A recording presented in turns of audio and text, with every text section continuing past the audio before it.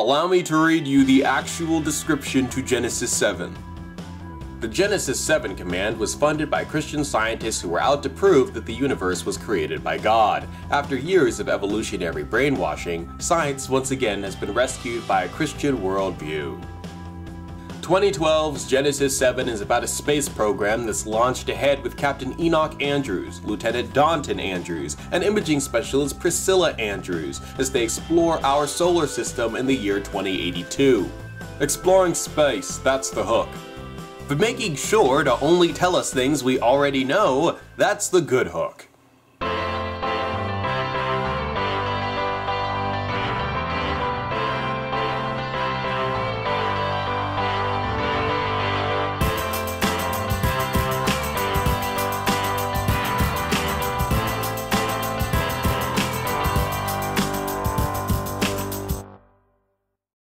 Hey, it's early demo footage for Mass Effect 1! Hey, it's the establishing outer shots from Star Trek Voyager!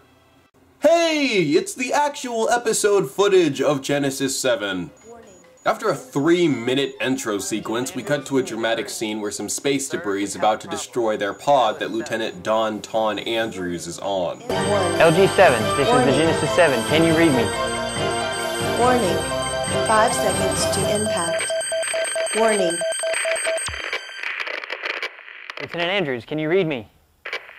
Now let's cut to 2 days earlier so we can see where this horribly irresponsible situation came about. Lieutenant Andrews,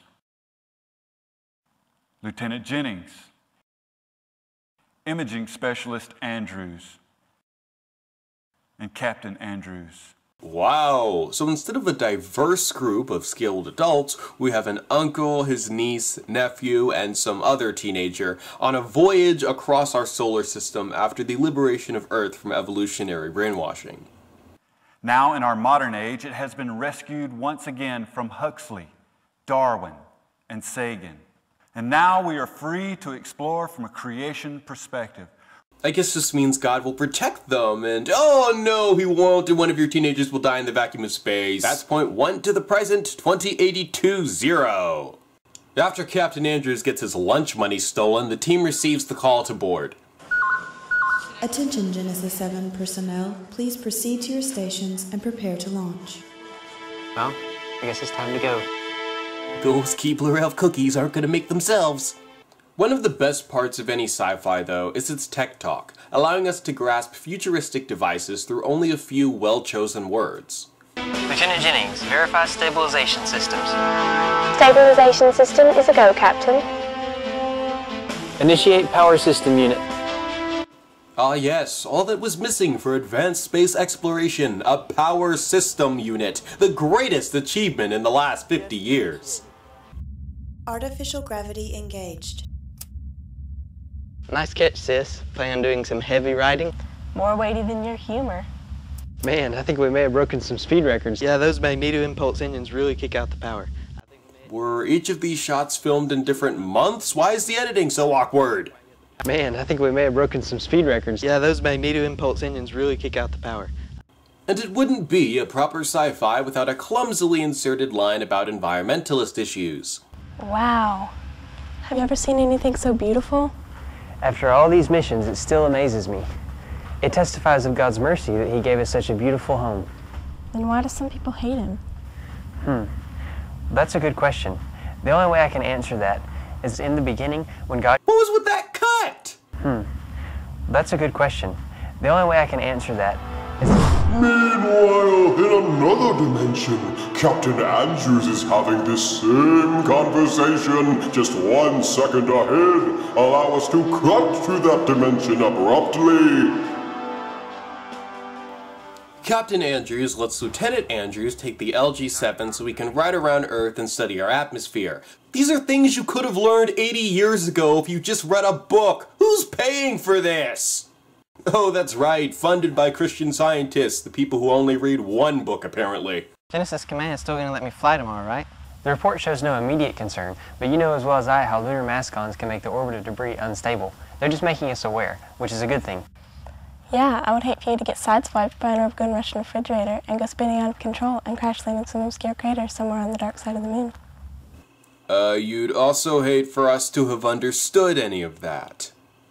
So in a time where it takes only 3 people to pilot a large spaceship, 2 of them teenagers, what's presented as a serious and legitimate scientific expenditure is doing things we wouldn't be doing in 2082. In order for this to be Christian, it can't travel off to far-off galaxies to show us aliens, you know, something cool about sci-fis. And being educational, it can't make up anything about how our solar system works that isn't true. Thing is, that means that members of an advanced spaceship won't be able to discover anything ultimately more knowledgeable than what our scientists have discovered from an incredible distance here in the present. This makes them look pretty lousy and wasteful as scientists themselves.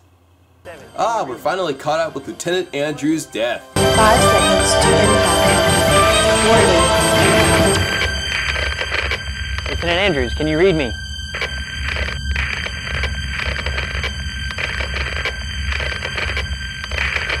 Danton, can you read me? This is Lieutenant Danton Andrews, en route to G7. Uncle Enoch, he's alive. Well, that was not satisfying, complete with underwhelming reactions that reinforce we shouldn't have ever cared about this.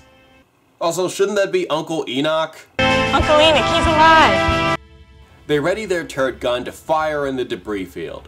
Lieutenant Andrews, prepare to fire the turret gun. Yes, sir. Firing up the Second Amendment. Wow, Danton, that's actually a good name for a change. Thanks, I thought of it myself. And it wouldn't be a proper sci-fi without a clumsily inserted line about social issues. That makes me wonder, though. Did you name your teleporter Immigration? So that was Genesis 7, Episode 1, The Mission. Clever name. I'm giving this show God Awkward. It's not the first time I've given something that rating. The premise, the acting, and the way it intends to pass off modern-day knowledge as cutting-edge discoveries these Christians are making. I can't believe there are way more of these episodes. But hey, reviewing these movies is just my lot in life. I know you wouldn't understand. I'm sure I understand that your dad would want us to lose this house while you waited for some miraculous sign from God. Christina, can we just not do this in front of the girls right now? They're old enough to hear about hell and damnation, but not old enough to know that your stubbornness is going to cost us this house.